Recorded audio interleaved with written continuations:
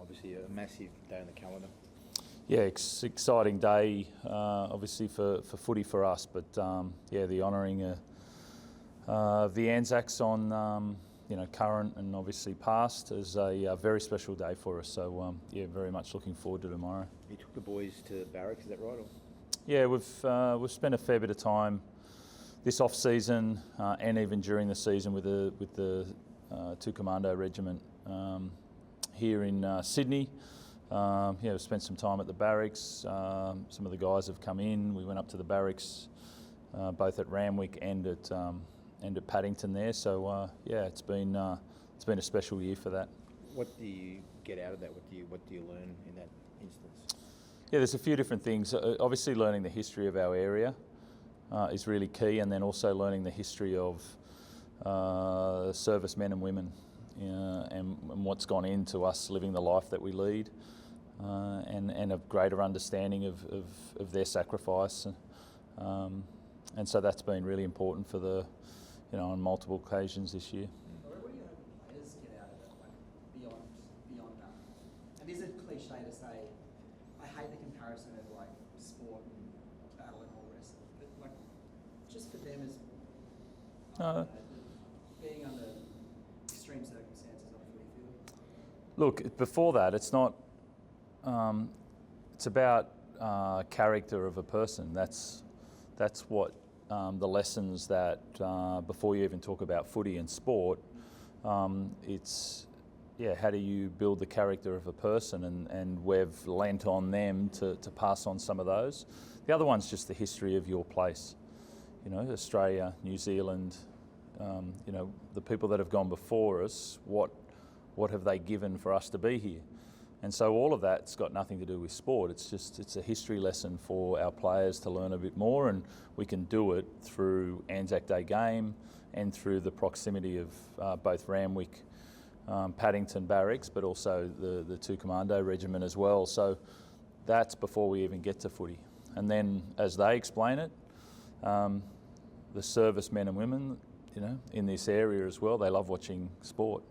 They love watching our players go out there and play, and they feel, it's not us, feeling that, even though we do, it's them feeling a link to watching people go out and testing themselves, and they really enjoy that as well. So there's that little bond that gets formed through the sport.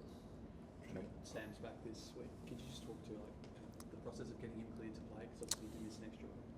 Yeah, I think pretty simple. Obviously, it's usually an 11-day process. There's gates to pass through to make sure that he's ready to play, and that took an extra week, which is good for him. Same as Satili. If we follow that process, then the player will come back at the right time for them, and that's the case with Sam. Obviously. Just on concussions with our Finucane. Yeah. Today medically retire. Obviously, the Roosters are well aware of sort of concussion, that side of things. Off the field, NRL and clubs are doing everything they can to protect players, but it's ignited a debate about how do we protect them on the field, and whether things like tackling techniques need to be amended. From a coach's perspective, is there a way to mitigate the risk on the field? Yeah, there's always things that we can do to improve the health of our players. It's a balance between the two of guarding the things that we love about the sport and improving the safety for the players. So if we need to have those two factors in mind, and I'm sure we'll continue to do that.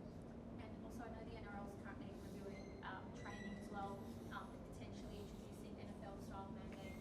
What are your thoughts as a coach on that? Do you think we need to take those sorts of steps? Yeah, I think we can improve the training procedures that do go about, or the timing of those when we do contact. I think that would be an improvement on what we do at the moment. And just another injury one, and I don't know where I heard Brandon Smith say this, and he might have misspoke. He said Sandon potentially is close to playing.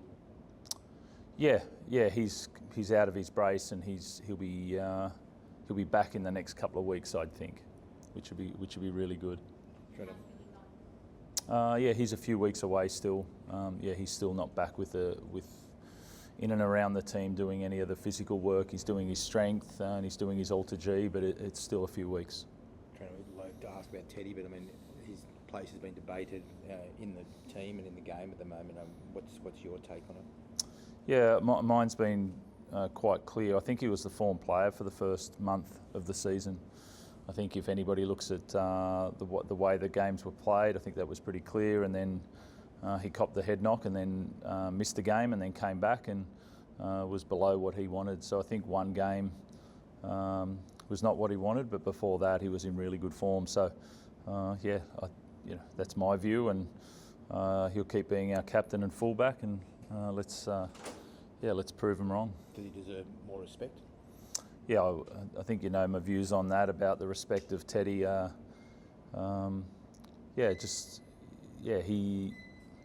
He's led himself and his teams in a way for so long that it's disappointing, but that's people's opinion, and that's the beauty of our sport, that people get to have their choice on how they voice that, but as long as they do it in the right way.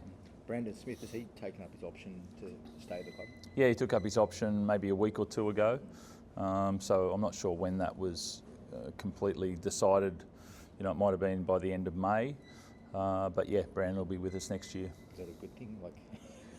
No, it's been great. I've really enjoyed watching him play this year, and I can see the frame of mind that he's in. I'm really looking forward to him to continue to develop this year and next year. Is he as quirky in amongst the group as he is in the media? He likes to play a persona when the cameras are rolling. So and that is definitely a part of his, but that's not the whole story as well. Like, he's got a depth to him as well, and he's a good guy. So, but when those things are on, it's a certain part comes up and he plays out to it a bit more. Trent, you alluded to Teddy spending a bit of time out, Sam as well. In terms of getting the consistency that we know this team's able to get to, Yep. is it just a case of having everyone on the park at the right time, or do you need to see something else in order to get those sort of consecutive wins? Yeah, that's consistency of team would be a help, especially in the key decision-making areas, but that's not always the case. You can't always have that, but we want a consistency of performance. We feel like we're close, but we need to prove that week in, week out. So getting Sam back in is key to that as well, allowing Kez to go back to 6. Yeah, just on that as well, like just getting that for those two guys, the continuity that they've had all off season and the last couple of seasons, but also the X factor that Sam brings. Like, he is the kind of player that does things that you can't coach. Yeah. I think having both Sam and Sandon out at the same time pushed Kiri into a role which people don't realise there is a very big difference between a 7 and a 6. The subtle difference ends up being a really important thing. And so for him to get back to 6 is really key for us. Sam allowing him to play that natural 7 role. And we obviously had to shift that around the last couple of weeks. So getting him back in, getting Sandon back on the paddock as well in the next couple of weeks is key to that 7 and 6 role. John Young also back this week. Yeah. What have you made of his start to the season, and how much is he looking forward to getting back with the boys? Yeah, it's been a tough one for him, I'd say, to start the season, and I've really liked. He's a quiet guy, but it was pretty tough the last game that he had, obviously against Canterbury, and the suspension and the way that game went. So a bit of hunger and a bit of development there over the last few weeks, and get him back out there and let him run free. There's been a little bit of chat now with Origin sort of getting closer about selection and the rest of that. And one interesting one that at least I thought came up was about Joey Soiligi saying that because he's going rugby, that match should pick him. What's your take on that?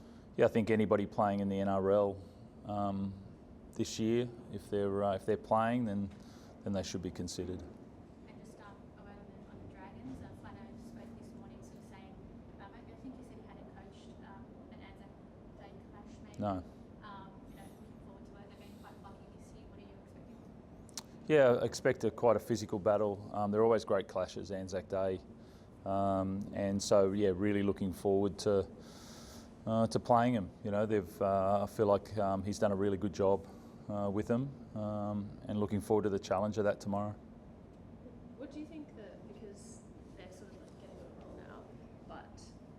is the key to beating them just now you've got almost your preferred, 1 to 17 on the field, or? No, I think it's how you play. I think it's pretty key. It's you don't win games just because you've got players on the field. I think it's how you. It doesn't matter who's on the field. It's can you run your system? Can you run it to how you want it to run? Are players, whatever 17, are they at their best or close to their best? And that's whoever runs out for us, that's really key. So. And we feel like if we get that improvement out of ourselves, it doesn't matter who's in front of us. Trent, we saw a player at the Bulldogs is launching a bit of a legal challenge at that club over a training incident from last year. Travis Toomey, the head trainer, they spent a really long time at this club. I know you probably won't want to speak to the specific incident. No, yeah, that's not. Are you able to talk to what Travis brought to this club, though, in a period of really strong success? Yeah, Travis is a very experienced trainer and a really outstanding person. And his care factor is as high as I've seen in any staff member in any club I've been involved with. So I can't speak to the incident, but I know who Travis is and the quality of the person that he is and the care that he has for his players. Sort of just on that as well, obviously not talking specifically, but as a coach, how do you find the line of pushing players to the maximum without crossing a line? Is it quite a difficult balance? No, I don't think so. To be honest, I think you have to push players to be at their best, and you've got to care for them at the same time. And you don't always get it right, but if you care for your program and the players that you have in that program, then for the most part you'll get it right.